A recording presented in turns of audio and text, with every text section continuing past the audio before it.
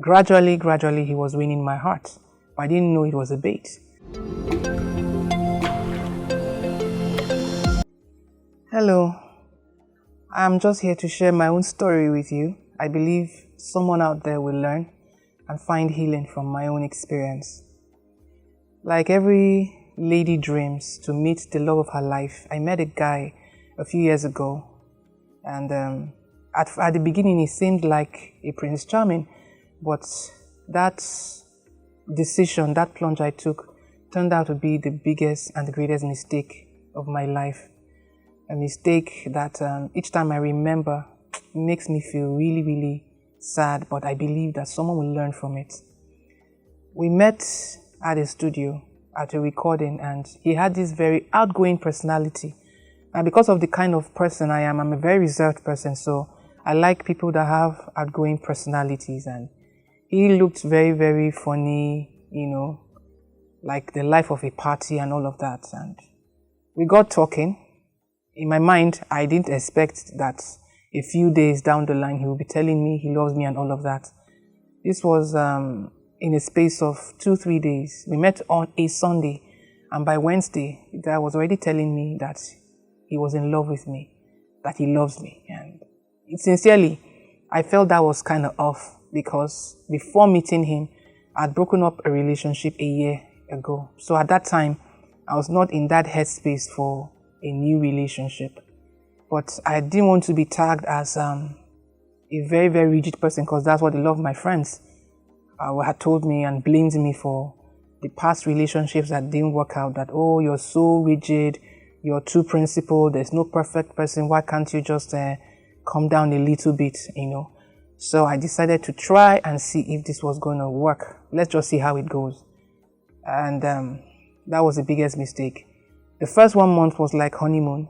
He doted over me a lot, pampered me, treated me like an egg, didn't want anything stressing me out. And everything my exes were not, he was. He would cook for me. He would really, really be there for me. And, so gradually, he was winning my heart. But I didn't know it was a bait. After 1 month, the real him started showing. He got angry easily at everything I did. He started cutting me off my friends. The few friends he met that were my friends, he would cut me off them. He didn't want me to go see them. He would order me to stay in my house and not go anywhere. I just didn't understand why he was doing that, but the other flip side of me wanted to believe that he was trying to protect me, but I was wondering, but who is he protecting me from? If I was on the phone and the phone was long, even if it was a guy or a lady, if it was more than 1 minute, he'll begin to signal me to end the call, that the call was too long. It was unnecessarily, I won't use the word protective, but just beginning to show signs of being a narcissist. He didn't want to see me with anybody. And I still work. I told him how much I was earning, and I was earning much more than he was earning. He didn't like it, but he didn't show it. But gradually, the money demands started coming in. Those were the days of BlackBerry. Oh, babe, so I was trying to load I'm out of data. Please, can you send me 3K recharge? I'll give you back. Gradually, that's how the money demands would come in, and it was always ending with, I'll give you back, I'll give you back, I'll give you back, and I never got the money back. Why I allowed it to get to that point, unconsciously, I had become desperate to be in a relationship too, desperate to have someone to show off and say, oh, that's my guy. And because seeing a lot of friends enter beautiful relationships, getting married, and then I was tired of the question of what's happening to you?